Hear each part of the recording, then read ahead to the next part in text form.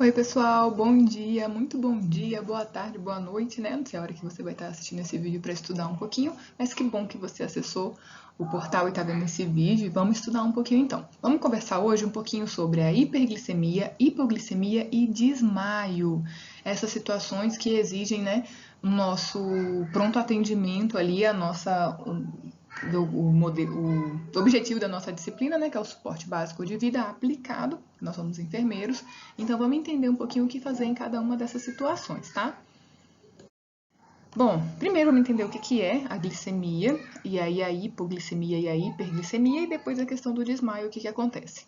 Bom, a glicemia, então, é a quantidade de açúcar de glicose no nosso sangue. As medições desse parâmetro são importantes na detecção e prevenção da hiperglicemia, níveis excessivos de açúcar no sangue, porque o açúcar não é para estar no sangue, é para estar dentro da célula para servir de combustível. E da hipoglicemia, níveis de açúcar no sangue abaixo do normal, menor do que esse valor de 60 aí. Entre 60 e 99 são os valores normais que é para apresentar de glicemia. Bom, e aqui, né, uns valores para ajudar a gente na hora de estudar. A diabetes são valores da glicemia maior ou igual a 126 mg por decilitro. O pré-diabetes está entre 100 e 125 mg por decilitro. E o nosso paciente considerado sem diabetes, esses valores, é importante lembrar que ele está em jejum, é um valor menor ou igual a 99 mg por decilitro. Para os valores pós-prandiais, pós-alimentação, esses valores podem variar um pouquinho, tá? Bom, então, na hiperglicemia, é o aumento da quantidade de glicose no sangue. A gente já entendeu que esse açúcar ele tem que ir para dentro da célula e a insulina ela faz isso, serve como uma chavinha, né, entre aspas, para colocar esse açúcar para dentro da célula. O diabetes mellitus é uma doença do metabolismo da glicose causada pela falta ou má absorção da insulina lá produzida pelo pâncreas. Eu acredito que vocês já saibam como isso acontece. A insulina é o hormônio produzido pelo pâncreas, cuja função é quebrar as moléculas de glicose para transformá-las em energia, a fim de que seja aproveitada por todas as células dentro da célula. Bom, a diabetes é um conjunto de doenças com várias e com uma característica comum, que é o aumento da concentração de glicose no sangue, provocado por diferentes situações, e a gente vem com vários tipos, né, que a gente pode dizer de diabetes. Diabetes tipo 1, diabetes tipo 2, a diabetes gestacional e o diabetes associados a outras patologias, como as patologias pancreáticas, tumores pancreáticos ou uso de medicamentos, tá? E depois vocês dão uma lidinha aí, tudo bonitinho. E qualquer dúvida, conversa comigo lá no fórum. Bom, fatores precipitantes. O que pode levar uma pessoa a ter uma hiperglicemia? Situações relacionadas a infecções, em 30 a 50% das vezes, tratamento irregular do diabetes, de 21 a 49%, uma primodescompensação, a pessoa está descobrindo naquele momento que é diabético, de 20 a 30% das vezes, medicamentos e gestação. Bom, sinais e sintomas principais que a gente vai observar no nosso paciente diabético: poliúria, polidipsia, apolifagia, emagrecimento rápido, a pessoa está relatando isso pra gente, fraqueza, redução rápida da acuidade visual e sinais de alerta, que são sinais de emergência: a confusão mental, hálito com cheiro, com odor de acetona, um hálito cetônico que a gente chama, e desidratação do nosso paciente. Bom, condutas. O que fazer nessa suspeita, né, da hiperglicemia grave? O mais importante é acionar o suporte avançado de vida, pensando lá na corrente da sobrevivência. Providenciar a avaliação da glicemia capilar urgente para a gente, de fato, ter certeza que é uma hiperglicemia e não uma hipoglicemia. Providenciar a insulinoterapia conforme o esquema adotado pela pessoa, que se a gente confirmar que ela está com uma hiper, que está subindo, a gente pode oferecer a insulina que ela já usa e daí tentar regular e mesmo assim chamar o suporte avançado. E caso a pessoa não saiba se tem ou não diabetes, encaminhar a um serviço de saúde urgente. Condutas agora no serviço de saúde, pensando que a gente é enfermeiro lá do hospital, como manutenção, bomba de infusão contínua a 0,1 unidade quilo-hora da insulina. E aí a insulina regular, né, vai ser feito para usar lá na bomba, vai usar a insulina regular, 50 unidades, num sorinho fisiológico de 250 ml. A monitorização, como é que vai se dar esse cuidado aí? Já preparei a insulinoterapia, vou colocar no meu paciente, ele está lá no CTI, tá? E eu estou monitorando ele, a glicemia capilar de hora em hora, a taxa ideal de queda da glicemia varia de 50 a 70 mg por decilitro hora. Se redução menor do que 50, dobrar a taxa de infusão da bomba de insulina e ficar observando de perto. Se a redução tiver maior que 70 mg por decilitro hora, reduzir a taxa de infusão da bomba de insulina pela metade, porque aí está caindo muito rápido, é perigoso que ele tenha uma hipoglicemia. E isso a gente também não quer. Bom, daí, o que vai acontecer? Vamos passar para o outro? A gente já viu tudo da hiperglicemia, qualquer dúvida conversa comigo lá no fórum. E agora a gente vai ver da hipoglicemia. A hipoglicemia é potencialmente fatal, são aqueles valores menores que 60 mg por decilitro. É uma complicação frequente em pacientes diabéticos. Mas professora, não é alto no diabético? Mas quando ele toma medicação e está fazendo uma dieta direitinho, pode ser que diminua de uma vez, e é uma complicação grave. Infrequente, né, em não diabéticos. A tríade presente ali dos sintomas é a hipoglicemia, sintomas de hipoglicemia e melhora dos sintomas após a administração de glicose. A gente dá alguma coisa para essa pessoa comer. O paciente que chega inconsciente ou com alteração neurológica no pronto-socorro, sempre suspeitar e verificar a glicemia desse paciente, tá?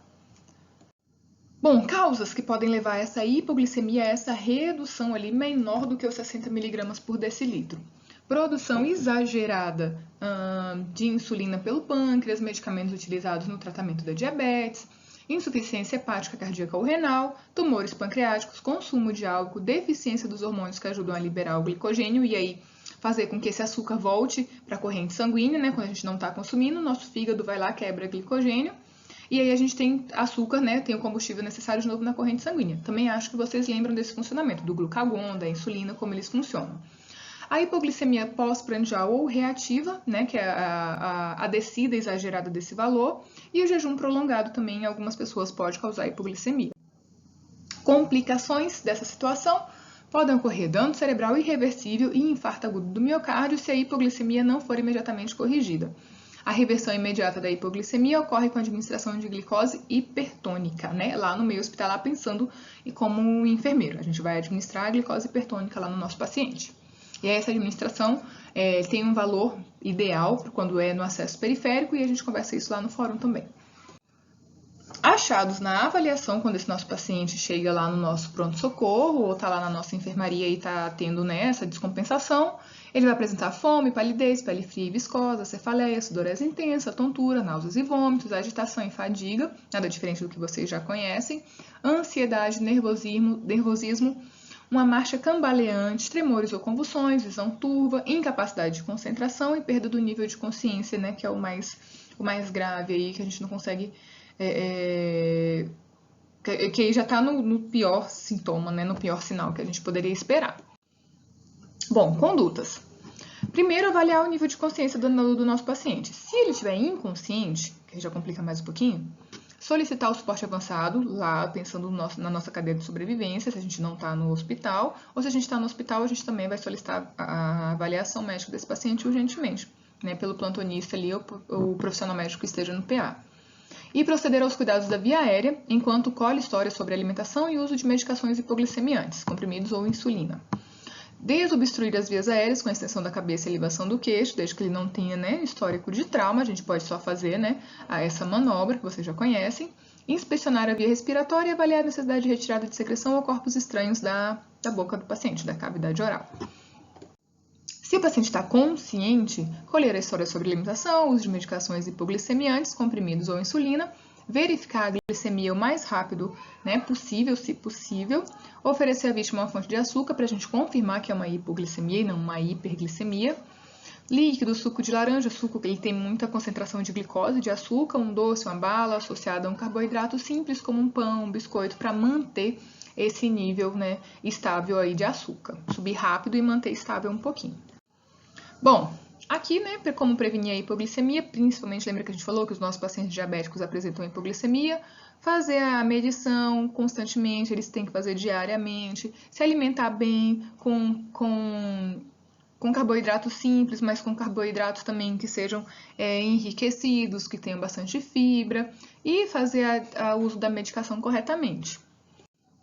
Aqui eu vou deixar esse quadrinho para vocês verem as diferenças entre hiperglicemia e hipoglicemia. E a gente entra para o desmaio, né? Nosso terceiro episódio agudo aqui que pode levar a nossa vítima a precisar dos nossos cuidados de suporte aplicado. Desmaio em medicina é denominado, então, a síncope, nós vamos chamar de síncope. A síncope, ela é um sintoma definido como perda transitória da consciência associada à incapacidade de manter o tônus postural, ou seja, da pessoa ficar em pé. A pré-síncope é o período e tempo em que a redução do fluxo cerebral se inicia, provocando mal-estar geral que precede a perda da consciência. Na maior parte dos casos, os desmaios ocorrem por causa da diminuição do fluxo sanguíneo cerebral. Está faltando sangue lá dentro da cabeça por diversos motivos. E aí a gente entende também o porquê de erguer as pernas do paciente, da vítima, né, para melhorar esse fluxo sanguíneo aqui, para passar esse mal-estar.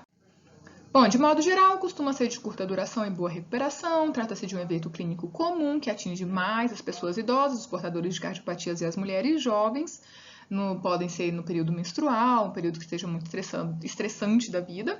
O problema é que na queda associada ao desmaio, com frequência as pessoas podem sofrer traumatismos e fraturas ósseas, e aí entra, né, a parte importante de conhecer um pouquinho sobre o suporte básico de vida, saber como mexer com essa pessoa, como virá-la, como lidar, qual é o melhor cuidado a oferecer. E o desmaio em si não é uma doença, mas pode ser uma manifestação de inúmeras alterações orgânicas, que aí vão precisar de outras pesquisas para identificar o que está acontecendo, né, com essa pessoa que ela está desmaiando. Bom, pode ser por doenças cardiovasculares, distúrbios metabólicos, uso de medicações, pode ser uma hipotensão ortostática ou ter outras causas ainda, como cansaço extremo, emoção súbita, nervosismo e etc. Tá? Essas podem ser as causas. Reconhecimento dessa situação. Então, no reconhecimento, a gente vai observar sintomas como tontura, fraqueza, visão turva, respiração lenta, pulso fraco, sensação de mal-estar, com náusea, seguido de vômito, pele fria, pálida e úmida, suor frio, perda da consciência seguida da perda da capacidade de manter-se em pé, e aí a vítima cai, entra naquela parte lá que a gente falou, sensação de formigamento nas extremidades, são as queixas dela e a gente reconhece a situação da síncope, pré-síncope e síncope. Bom, pré-síncope, se a pessoa começou a desfalecer, tente apoiá-la antes que ela caia, ajude a sentar-se numa cadeira ou poltrona e colocar a cabeça entre os joelhos, elevando a pressão nessa região para melhorar o fluxo sanguíneo. Peça que inspire e expire profundamente até que o mal-estar passe. Não deixe que a vítima respire rápido demais, porque pode deixá-la mais nervosa e ansiosa. Não permita que se levante sozinha.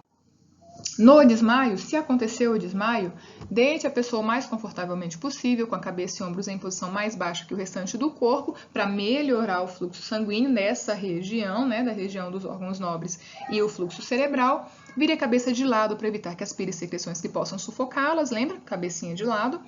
Nunca faça aspirar álcool ou amoníaco, nem jogue água no rosto para tentar reanimar a pessoa, isso não vai adiantar, só vai machucar as vias aéreas, tá? Não vai adiantar nada. Quando recobrar a consciência, não permita que se levante sozinha, mantenha essa pessoa sentada para ela ir melhorando aos poucos. Faça retirar alguns minutos sentadas para readaptar-se à posição vertical e só depois levantar.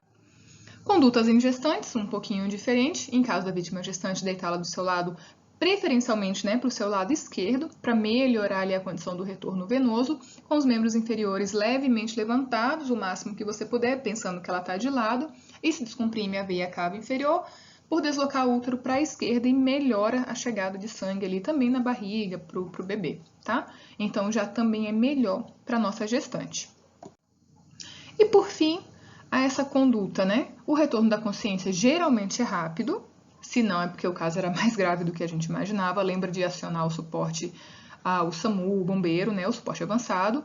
Monitorar a vítima com controle de respiração e pulso. Se houver persistência da inconsciência, solicitar o apoio do suporte avançado e transportar a vítima ao encontro de uma unidade de suporte avançado ou proceder ao transporte para o hospital de referência. Lembra, se a pessoa não caiu, a vítima não foi ao solo, né, levando uma pancada, tendo um trauma, você pode colocar essa vítima no carro, essa pessoa no carro, foi na sua casa, algum familiar seu, e levar até a UPA para investigar, para ver o que está acontecendo.